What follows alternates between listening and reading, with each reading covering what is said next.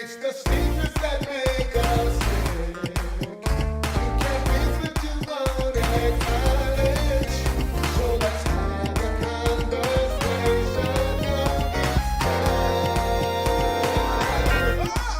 We're taking it out of the box. Yeah, yeah.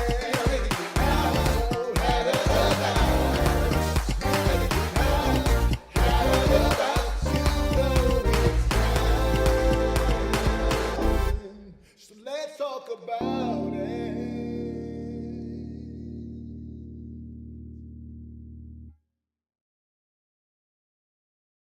Well, it's that time. It's Tuesday. It's 7 o'clock p.m. and we are about to get outside the box. I am really excited to bring on some guests who are going to be sharing with us. First, we have Ed. Hey, Ed, how are you? Now, you are mic'd now, but I think that's there you go. Sorry, can't hear you. Can you hear me now? Can you hear me now? I can hear you now. What's that? Is that the Verizon? Can you hear me now? As a And we matter of got fact, Tia. Hey, Tia. I can't hear you. You're muted. Hi. Oh, there you go, girl. All right. There's Q. What's going on, Q? Hello. And then there's Derek. Hey, Derek. Hello. Hey, I'm just going to tell everybody right up front, this is going to be an incredible conversation.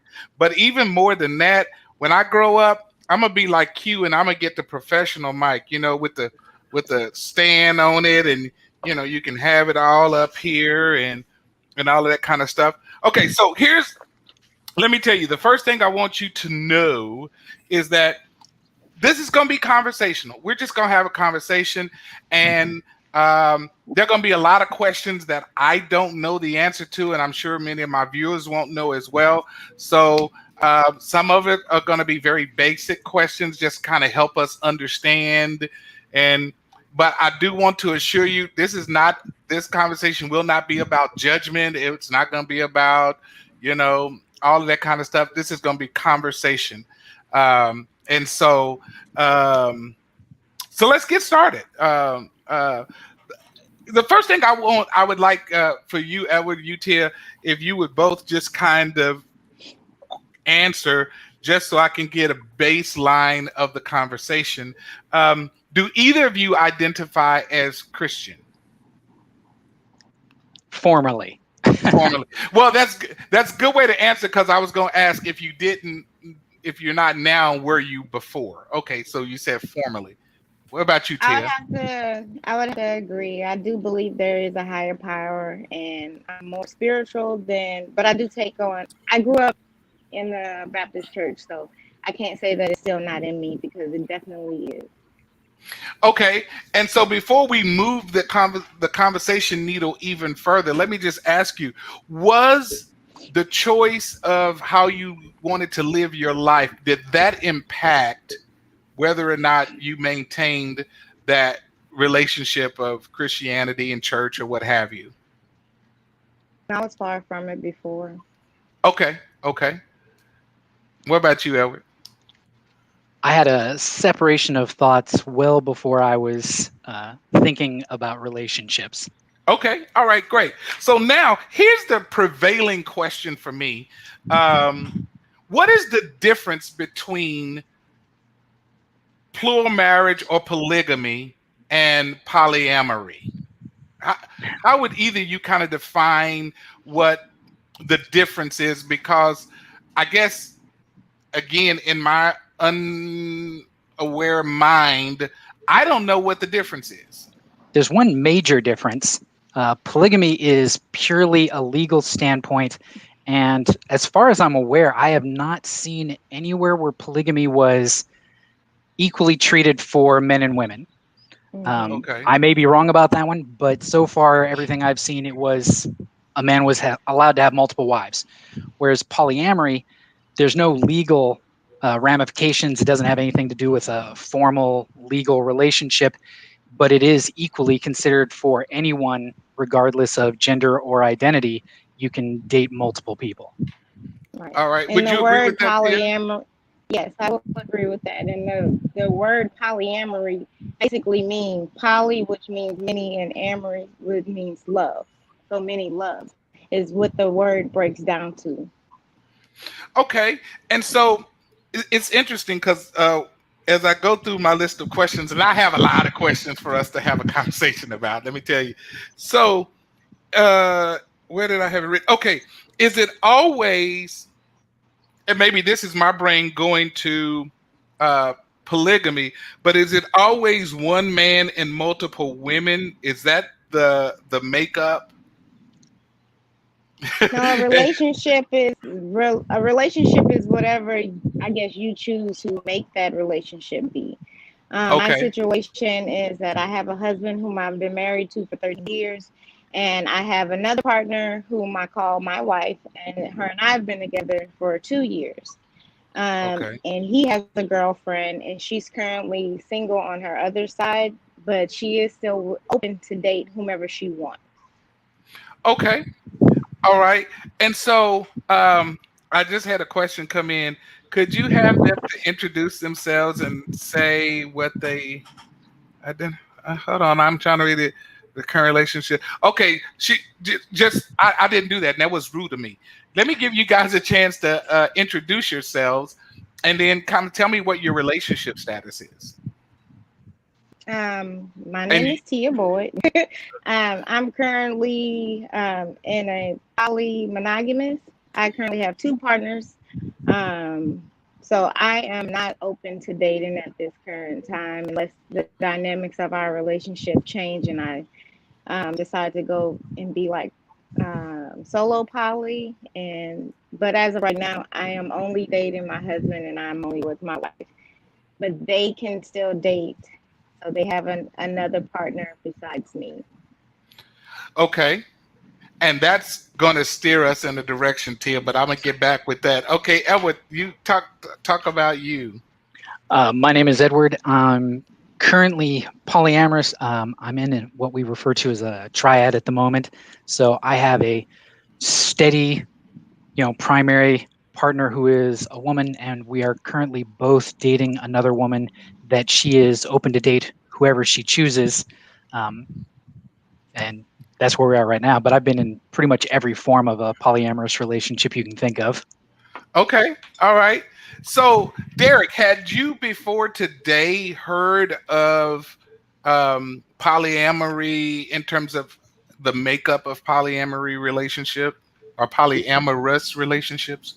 Yes, I have. I've heard of them. I cannot say that I have known anybody who was a part of that type of relationship. So I'm interested in hearing this conversation. Okay. So Q, I know that you do a lot of conversations with a lot of different people. When you first got introduced to the idea of polyamory, what and guys, the questions are open if you want to have questions, but I have a lot. So what was your initial take on learning about polyamory? And you're muted, by the way, Q. There you go. Okay, thank you. Number one, my name is Q. Box, deep mouth, microphone. Okay. If I'm hot, let me know. No, you good.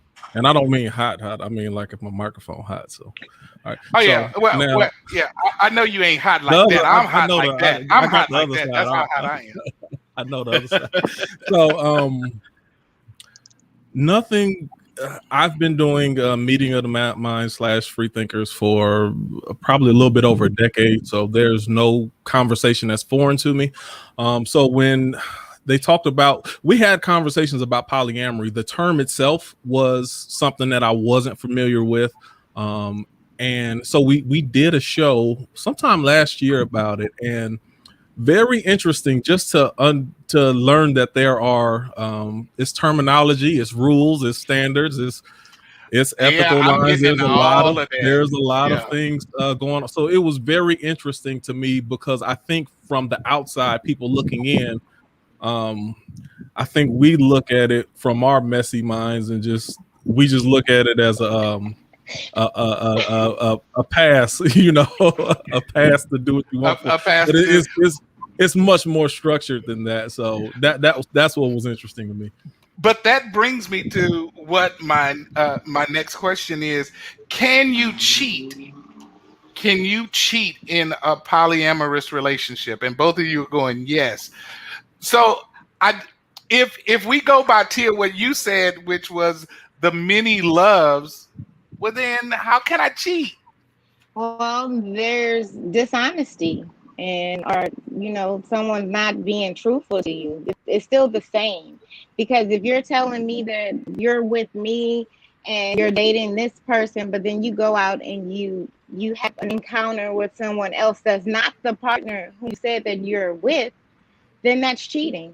You're being dishonest. You're not disclosing like full information, which that is a part of the agreement, because there are agreements, there are guidelines, are hard lines to be, drawn, and basically almost like contracting, with the relationship. So there's rules to engagement in the polyamorous relationship. It's just like any other relationship. There's just more people involved. But anything that would be considered cheating in a regular monogamous relationship, if you and your partner or partners would consider that a violation of your trust, then that's cheating. People forget about the relationship part of it. And that's what I want to explore, because I heard the term from you, Tia, and Matt. I'm finna say Madzen, Edward, Madzen.com, Edward, whatever. But I heard you say you are in a polymonogamous relationship. I don't understand that. I don't understand what that means. I only have these two partners. So there's like all kind of different categories you can be, because there's poly-solo. Poly-solo, they don't have any main partners. They don't have any just this is my main partner who I'm with all the time, and then I date and I see other people from time to time. They just kind of like date all the time. They don't necessarily have a main person, and they tend to be by themselves, live by themselves. They don't live with anyone else, and they go visit their partners. I live with both of my partners. So and y'all cohabitate. We all live together. And I guess a lot of people look at our relationship, because then most people are used to triads. So if we're living together, they're used to being like, well, then her girlfriend or her wife or whatever must be with her husband, but that's not the case for us. Oh, okay. Now, see, you blowing my mind here. You're blowing my mind. So your wife and your husband don't commingle, no. Yes.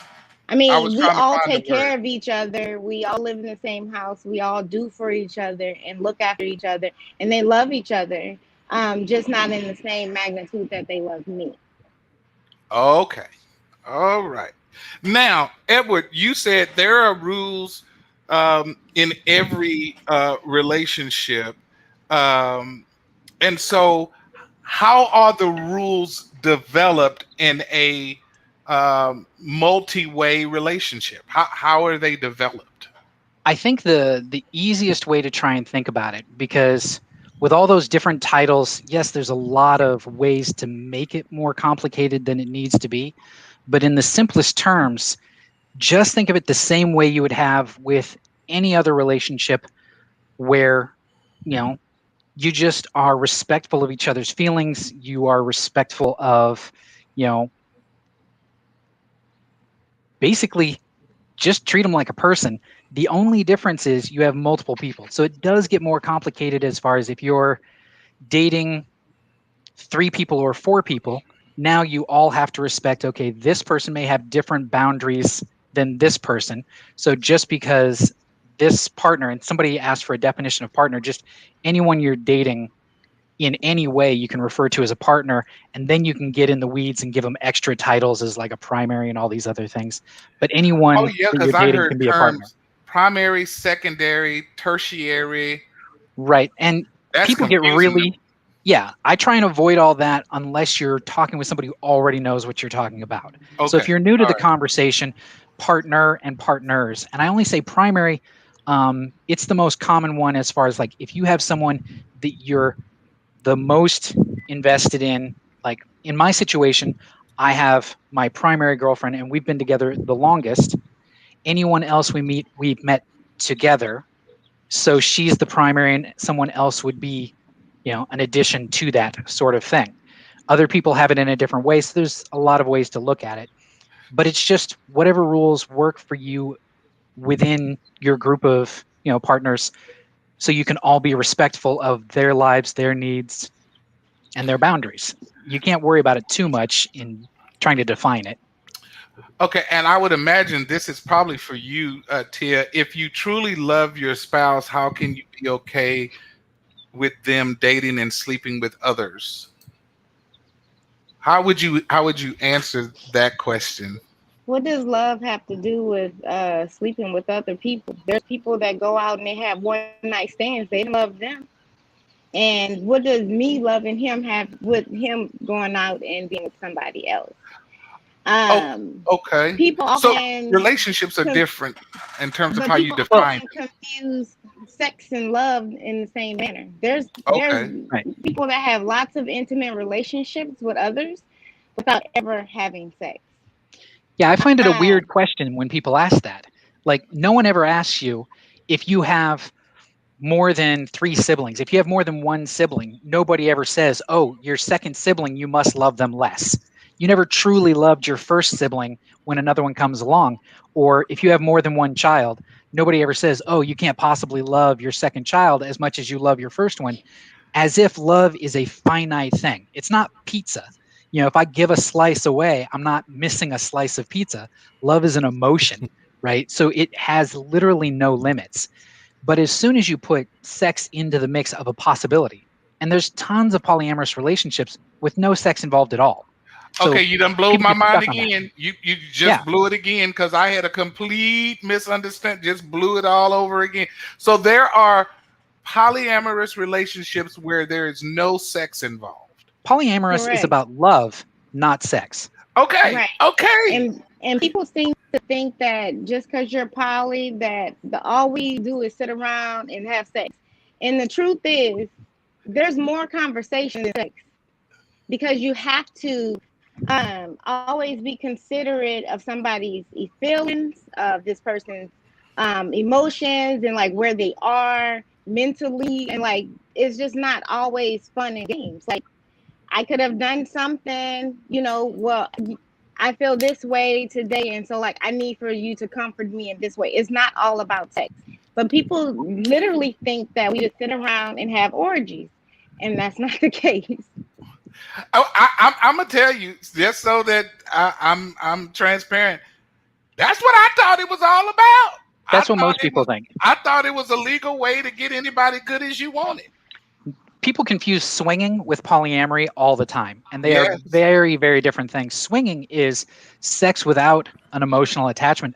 Polyamory is relationships. It is about love. Sex is a byproduct that may or may not be involved, but it is not a required ingredient. Okay, so that makes that. Now I have some more questions. So I think you guys answered this because I said, does everyone relate? And I had that in quotes, relate to each other. And Tia made clear that that's not the case. Does jealousy arise? Yes. Just like any Yes. relationship.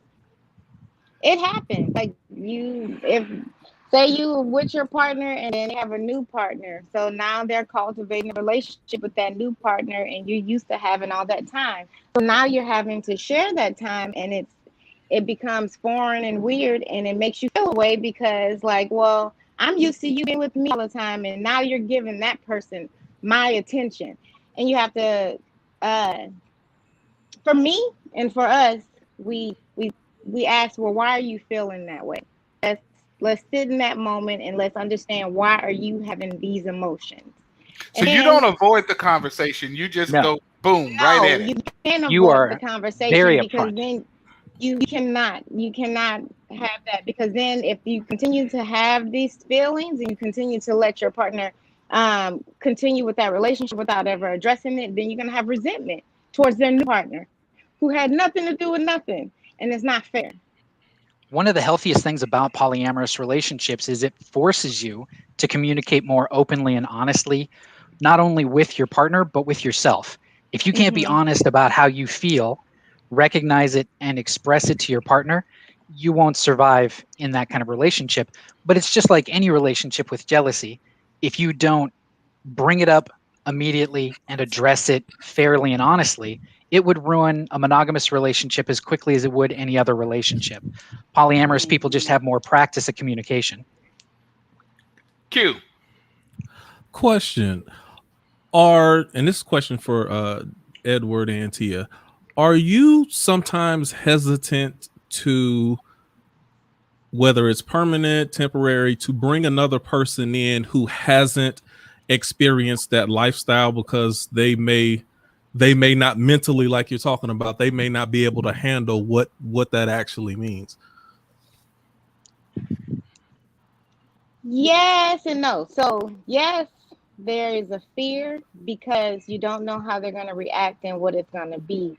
No, because they may be able to adjust and they may be able to come into the lifestyle and be whatever it is that you guys are trying to cultivate. But when dating somebody that's never heard of it, never been a part of it, don't really understand it, and they need like all kind of schooling, if they are open-minded, I hold people hands. I give them literature to read, and I always give them an out.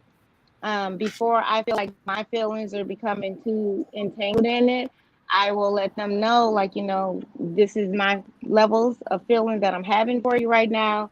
But I understand that if you cannot handle this relationship, that here's an opportunity for you to walk away before anybody else, before anybody gets hurt, before we become too entangled and too involved with each other. All right. Derek, do you have any questions? Yeah, I have a couple of questions. I'm just curious. So, if you all are saying that you identify as polyamorous, so my question is, do you identify that way because you just so happen to have fallen in love with multiple persons, or or did that come afterward? Like, are you just like, would you still consider yourself poly if there were no other person involved? Does that make sense?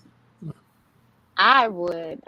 So I Great didn't question. know what polyamorous was. I didn't understand it, or well, I didn't know about it. But I knew back when I was 18 that I didn't want to be tied to one person.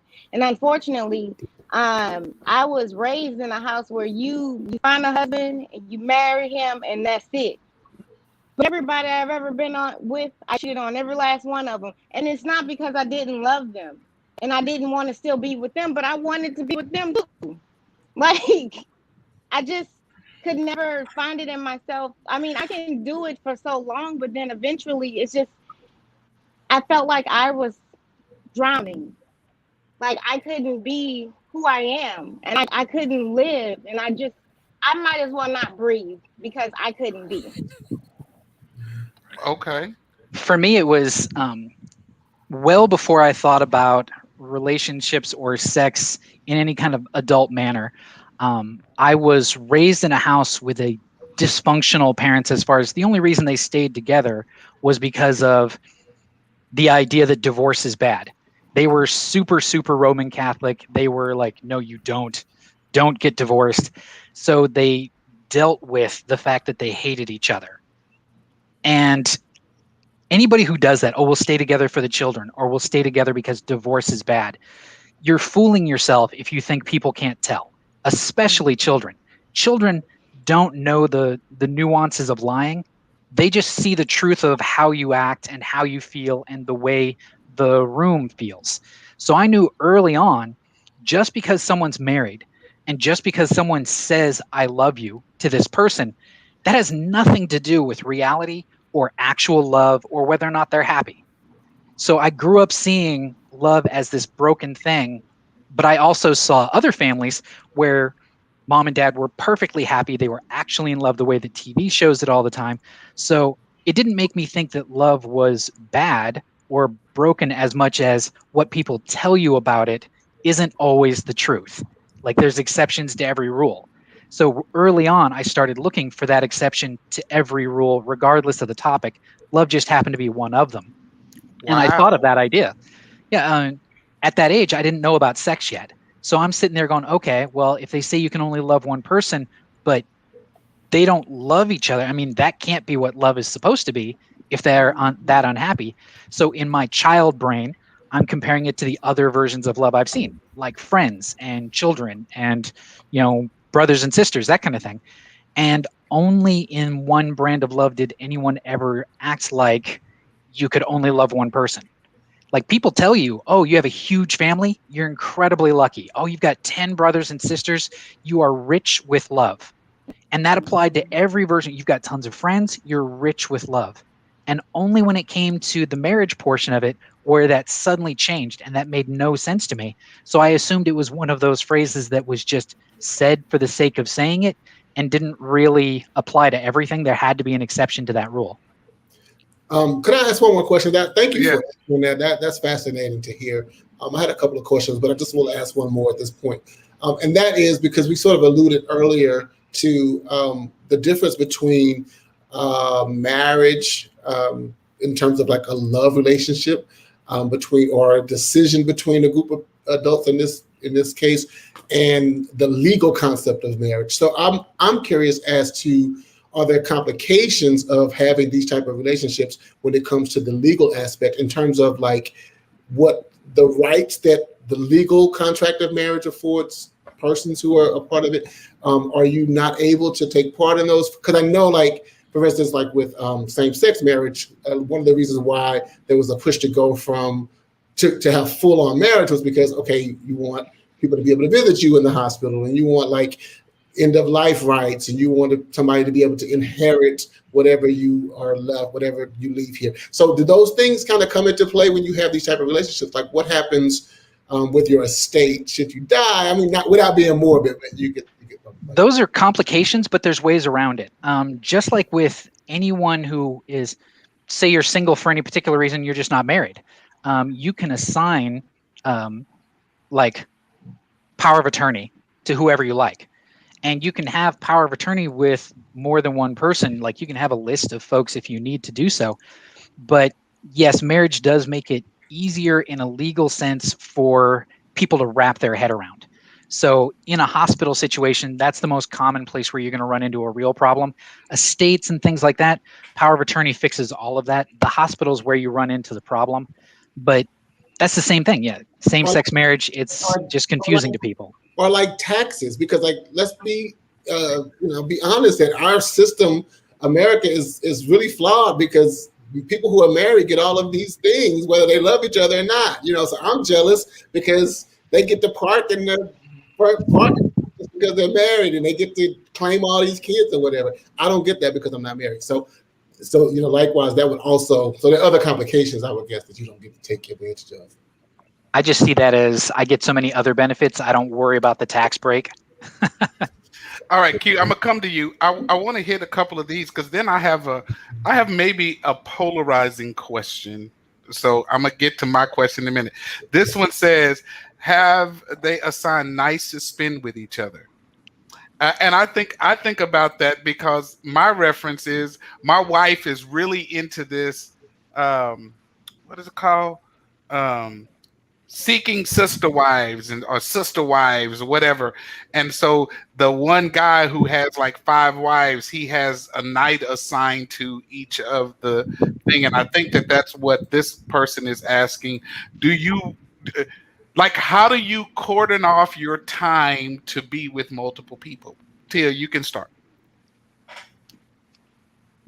Well, I live with my people, so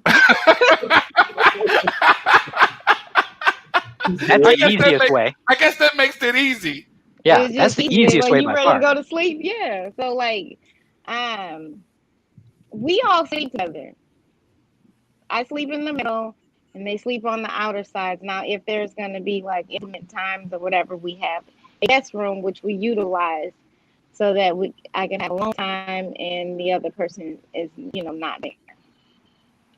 Yeah, the details are going to depend on the number of partners, the kinds of relationships you have, because, and that's the thing, is people keep acting as if there's no variety to the relationships they have involving love with other factions. How do you separate your time with a large family? You don't get to visit everybody every day, kind of thing. And some people you just naturally are more attached to, and some people need more time than other people.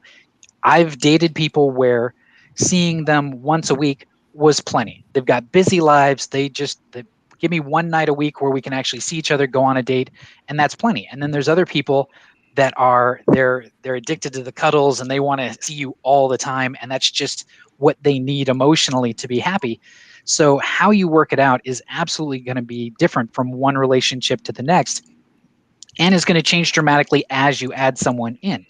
And if it doesn't work for you, if you think about bringing someone in and their needs dramatically conflict with the needs of the other people you're in a relationship, you're going to speak with your other partners. You're going to let this person know, hey, I've got these obligations.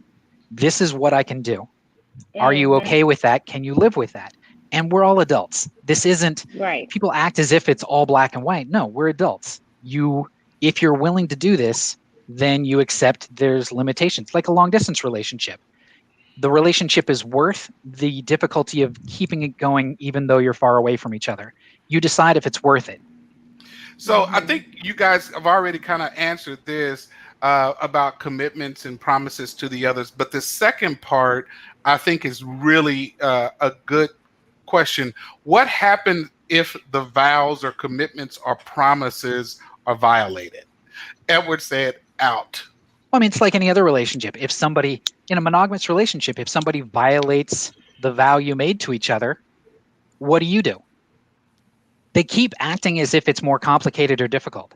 What would you do with your spouse if they violated the vows that you took together? Right. The answer is exactly the same. Exactly. It just depends on if you want to work it out or if you don't. Yeah. Do you think it's worth it? If they did something that violated what goes against the ground rules that you guys laid, and you feel like, well, maybe you played a part and maybe you helped them to feel like they weren't receiving everything that they needed, and that could have been also their own fault for not voicing what else they needed from you. And so then they felt that they have to go and do these things, and then once that issue is addressed, then we can come to a conclusion. Now, do we want to continue to try to make this work, or are you going to move on? Yeah. And can we come back from this violation? Michelle wants you to say something, Q, but I have a question that I have to interject, and then I'm going to let you go, Q. I promise. Okay, I said this is going to potentially sound crass. It's not intended to be, but it may.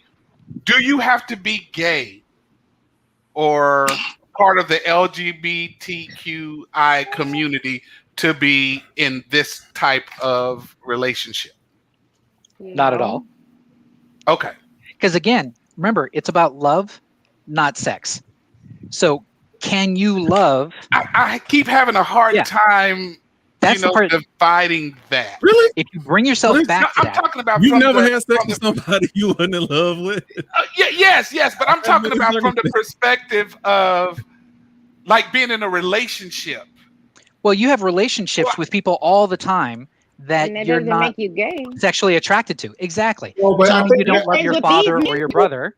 I think the idea, because I was thinking this earlier, is that for a lot of us, we sort of compartmentalize love, and that there are different types of love, which I think, well, a lot of us agree on that. But then when we hear you speak about like your relationship and you compare it to like having brothers or sisters, for us that's a conflation, because it's like we think of those types of loves as different.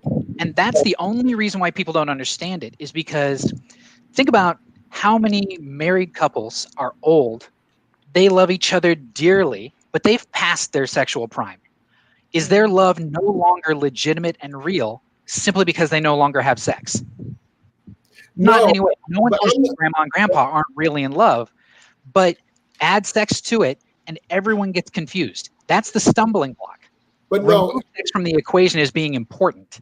Yeah, it can be a stumbling block, but I'm not saying that it is for me. I'm just saying that I think of romantic love as separate from like a love that is platonic. Or Here's the question: why? Why are they different things? Because love, realistically, because whatever definition you're about to give it that makes it different, apply that rule to grandma and grandpa that we were just talking about. Does that rule still make sense? Let me play through it in my head. If it still makes sense when you apply it to grandma and grandpa, then it's okay. Explain it to me, and I will absolutely agree with you. But if you take the reason why you think they're separate, and it doesn't make sense when you apply it to grandma and grandpa who no longer have sex just because they're old as dirt, right? If it doesn't make sense for them as no longer being legitimate, then you've got to recognize the problem isn't with those of us who don't have that problem. The problem is with you not being willing to wrap your head around the idea that love and sex aren't in any way required for each other. So there's no problem because there's no. I mean, there's no judgment because. Oh, I don't mean you. I just mean people who can't wrap their head around it. Yeah. That's why, and it's always that question. I think for me, one thing that I see a little that would be different is the whole the attraction, because grandma and grandpa are still attracted to each other, whether or not they're having sex or whatnot. Are they sexually attracted to each other? Are they really? Have you ever seen a 90-year-old you're attracted to? I mean, just being honest. There's a reason why sexually transmitted diseases occur in nursing homes. True. There's a reason. Very true. That's a lack of opportunity too. All right, Q. Come on, you've been having something to say, and then I got a whole nother set of questions. So. Sure. One of my questions, it flew away in my head, but I did have a question, and it kind of went to what Dr. Bright was talking about. But this is more of a question of double standards. So here's a hypothetical.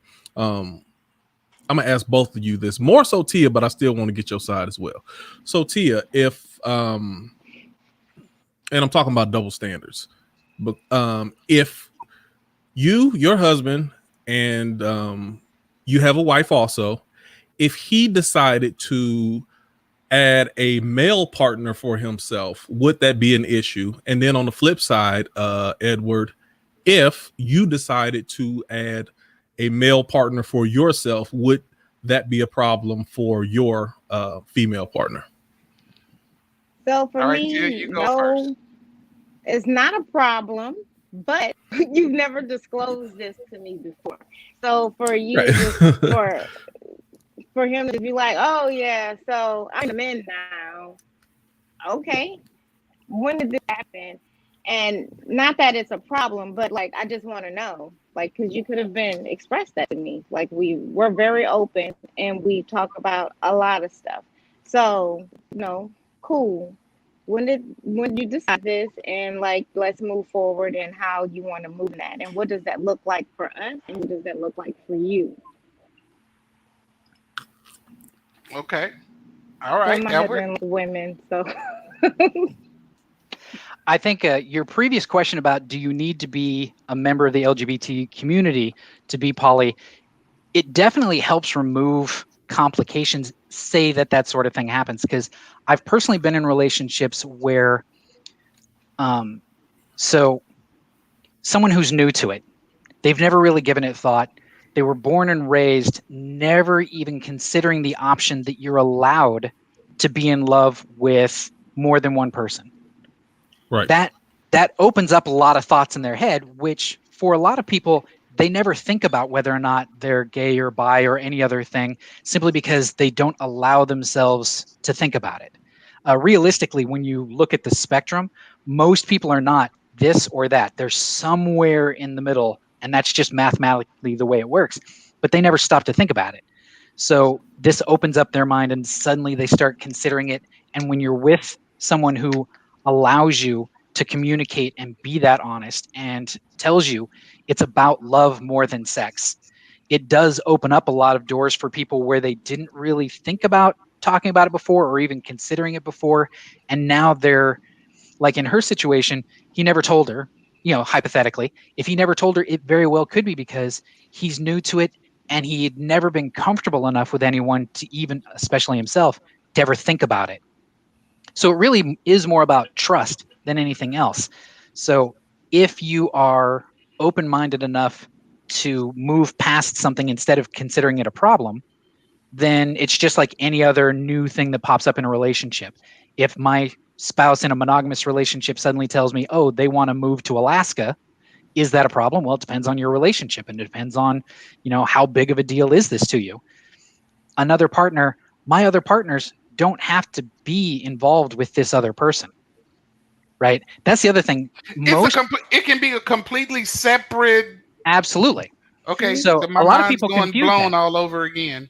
So most poly relationships are not everyone's dating each other equally. That's actually relatively rare.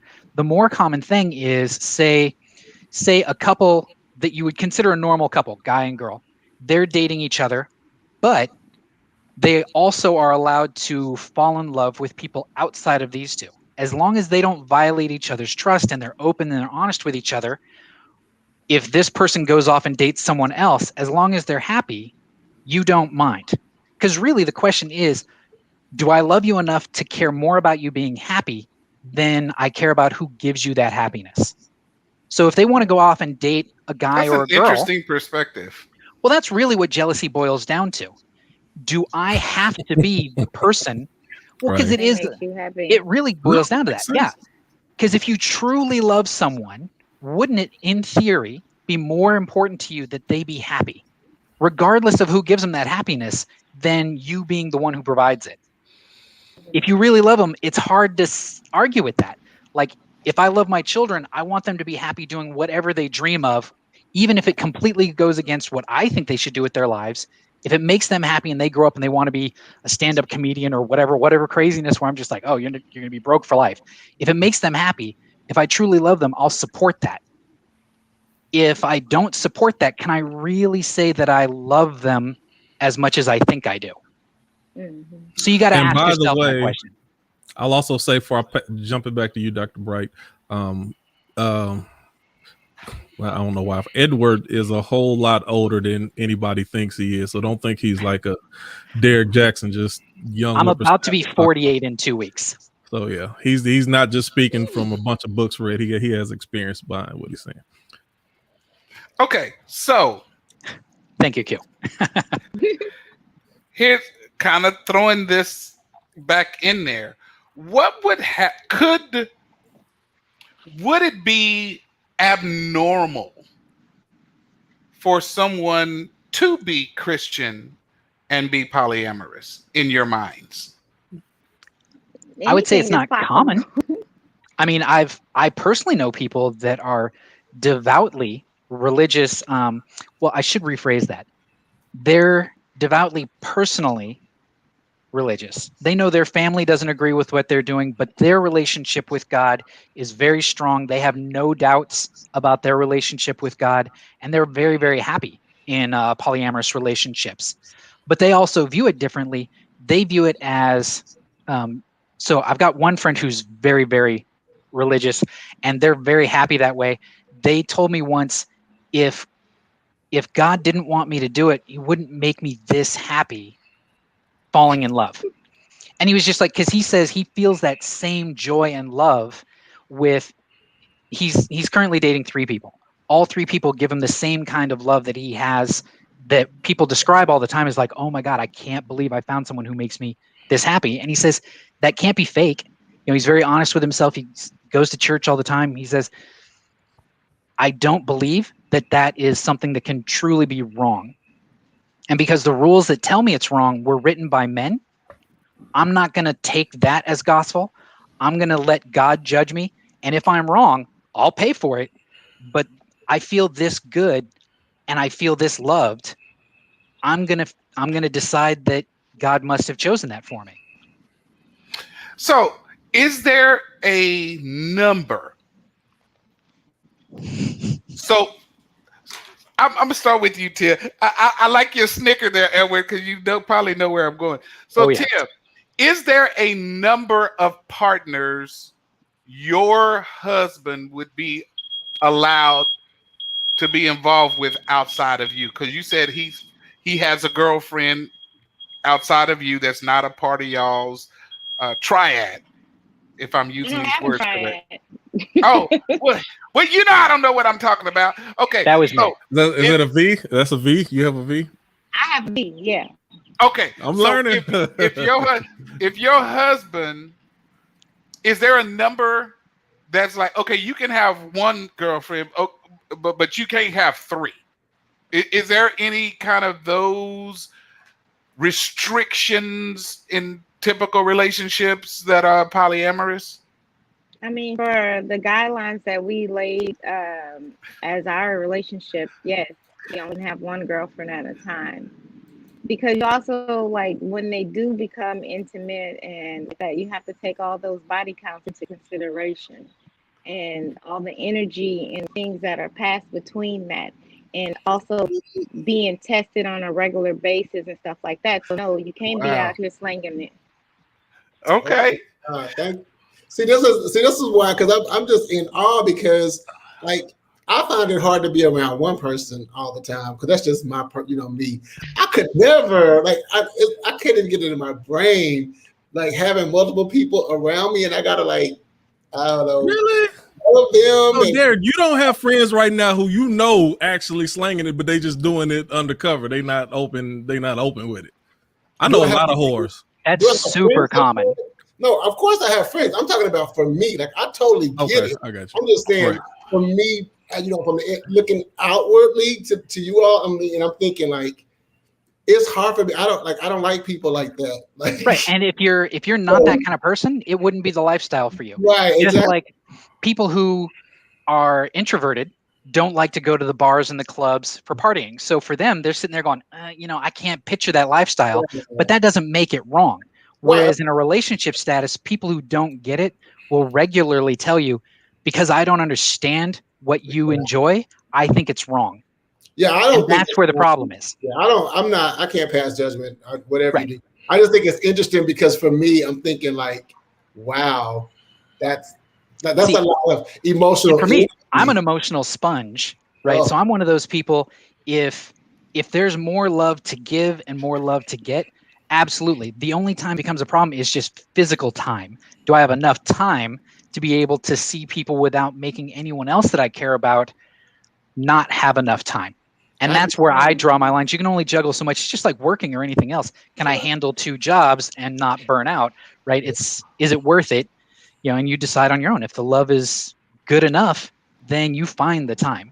Yeah. And you still have to find time for yourself because that's the other thing too, is that like, you have to have time for yourself or you won't be good for anyone else. Yeah. That's the same with monogamy as well as any other relationship. You have to take care of yourself. So there's no difference. So, because I was just thinking, like, I couldn't imagine having to manage 3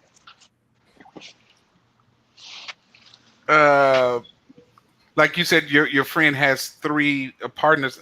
I couldn't imagine myself having 3 partners, like the emotional toll of I can't imagine having 4 or 5 children. I can't imagine being able to find the time and juggle, like, because I don't have children myself. It's rough. But I have friends who have a small tribe of children, and I'm like, how do you do it? And they're just like, you just do it. You find a way, right? So when you think you can't imagine it, just remember, people do it all the time. And if it's worth it, you figure it out. Now, you said something that makes me, and you said you didn't. Tia, do you have any kids? And if so, how do you explain the poly life to them? Well, my wife has a son whom we're raising. All of us are raising, and we don't explain anything. He knows that he calls me Mama Tia, he calls his mom, and he calls my husband by his name. And he just knows that he's receiving what he needs. He gets food, shelter, clothing, and all the love. And like he has double the amount of parents.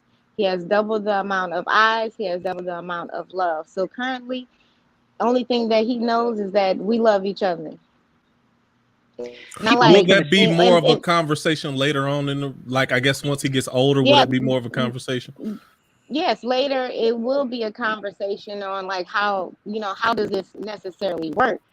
But like it's like any other child that's being raised in the house. You give them love. It's not like you up there having sex and making whole pornos and stuff in front of them. Because that's what people tend to think too, that you just round here doing the most in front of your children just because you have multiple partners. No, like I don't, we don't do, all that. I mean, we hug and kiss each other because children need to see love and they need to know that they're loved. So we hug and kiss on him, and we hug and kiss each other. But like we just teach him that you're loved. You got a house. You get almost everything that you want because you're the only child and you're spoiled. And you And got people three also forget parents to that run to. you're not going to break children by showing them a loving childhood, right? So regardless of how they're shown that, children don't know anything better. They know the reality of the emotions in the room. So just like the divorcing parents, they know you're not happy. So if you think an unhappy classic marriage is healthier for children than a non-traditional happy relationship, you're fooling yourself and you're lying to yourself for no real reason. Kids feel tension and they feel the emotions that are in the room. If they grow up and they see all the adults around me are happy, they love each other, the specific rules of it don't matter to them. They just know everybody's happy. Right. When they're old enough for it to be the conversation that Q was talking about, then they'll be old enough to understand a little bit better the nuances, and you just go, not every relationship's the same. Some people do this, some people do that. But are we happy? Do we love each other? And the kid will know the answer. They'll be like, yeah, we're all happy. We all love each other. And they're not going to worry about it past that. I have two more questions, and we only have about 9 minutes left. And I have two more questions. Edward, this one is going to be for you. Since you have a girlfriend, what happens if your girlfriend got pregnant by one of her partners, and now you're involved in having to be part of the caretaking of this baby that you didn't participate in making? So that's just like, well, I'm trying to figure out a way to say this that makes any sense. So going into the relationship, you tell each other about the fact that you're dating other people, even if they're not someone that I personally am involved with. So say she's dating someone separately from me. I don't have anything to do with that person. I am supporting the fact that she is happy with someone else and she's happy with me. So I decide on my own how much I want to participate in that other portion of the relationship. So if she has a child with this other person, if I love her, who the child is from, it's up to them to decide whether or not it's appropriate for me to be part of that and help raise them in any particular way. If they say that, they just want to raise them between the two of them and I'm not part of that, that's their decision to make. If they say that, hey, you're awesome, we would like you to be there at all the gatherings and the birthdays and things like that, then I personally would choose to support that as well, because I love her. I want her happiness. I'm not concerned about the other details. If I'm against that, I would let her know in the first place, I'm perfectly fine with you dating people, but let's talk about children. If this happens, I don't want to have anything to do with the children because that's just not my thing. So those guidelines are preset. And that's just like any other monogamous relationship. If you decided one partner says, I don't ever want kids, and the other one gets pregnant, that's all about communication. You should have worked that out before you got to this point. And if you did, well, then you know how to handle it. All right. My last question, then I'm going to let Derek or Q, if they have any additional questions. How does one go about entering into these relationships? So, and how do you have that conversation? Like, how do you have the conversation? Tia, how did you get, I don't want to use the word nerve. How did you overcome, how do you get into these relationships? Nerve was the right word. Okay. Yeah. Well, how do you have the boldness to do it? Yes. I just opened my mouth and talked. I talked to my husband, like, there are certain things that I felt like I didn't get to truly express and be. Like I said earlier, I didn't feel like I got to really be myself. And so I started expressing these things to him and just letting him know where I was at, what I was feeling, and letting him know that, like, these are my feelings. There's not anything that you can necessarily do to make it better. It's something that I have to do. And then I just started exploring and looking at different relationships and how different things go and how that works, and actually coming up with the name. Well, I didn't come up with the name, but like finding that this is the actual lifestyle, and I'm not the only one. And there's not to say that there's nothing special about me, but I'm not inventing wheel. And like there are healthy relationships that actually work. And so we did the pros and cons. This was a solid conversation for at least 3 years before there was an agreement that we could do that we can open this up, and that we can move forward with what we discussed. And we went through all the scenarios, the what ifs, the what not, all of, and we could end up in divorce, and we could this and we could that, and that those conversations before we actually opened our marriage made us stronger, because we were having hard conversations that we didn't have before. Because realistically, most time you be with somebody so long that like you know when they're mad, when they're upset, and like you don't want to upset them. So like if you know that you're having a conversation and it's upsetting them, 9 times out of 10, somebody has to be civil. So somebody to make themselves small and not necessarily always get their point across, and you won't have these conversations. So then the other person continues to just do whatever they want. So it forced us to be 100 with each other all the time, regardless if it hurts your feelings. Because then we started having these meetings where we were like, you leave your feelings over there. This meeting is not about your feelings. It's about the facts. It's about the bullet points, and like where we are right now and what we need to do to move past this. And like once we move past this, like how do you intend on us to grow? So then after we had those conversations, then we were able to say, yes, okay, we can do this. And these are the guidelines and the boundaries that we're going to set for ourselves. Now, I'm not saying that guidelines and boundaries don't change, because they do, especially when it comes to relationships like this. But when you get to that road, you cross that, and then you have another conversation about new guidelines and new boundaries and things of how they're going to move forward then. Q, Derek, do you have any additional questions you want to ask? I do have a question. Okay. Let me ask, and this is for both of y'all actually. When it comes to what's the word I'm looking for? So sometimes you'll get people who they ask questions out of pure curiosity, or they're intrigued, or sometimes you get people ask questions because they kind of insensitive, or they're snide comments. Do you think a lot of people who kind of throw jabs at you, are they really projecting their own desires upon you? Like they try to say, oh, all you want to do is y'all just having orgies and stuff like that. When in actuality, they really wish that they could have that option if they want to. Like, how much do you think the questions that people ask are them projecting their own desires upon your relationship? Sometimes it is, and they can't be truthful with themselves, and so then they got to be mad at somebody else that's living their best life. So. Did either of your parents go, what the hell are you doing? I didn't raise you like that. But you did raise me to be a smart, independent individual. So right. There you go.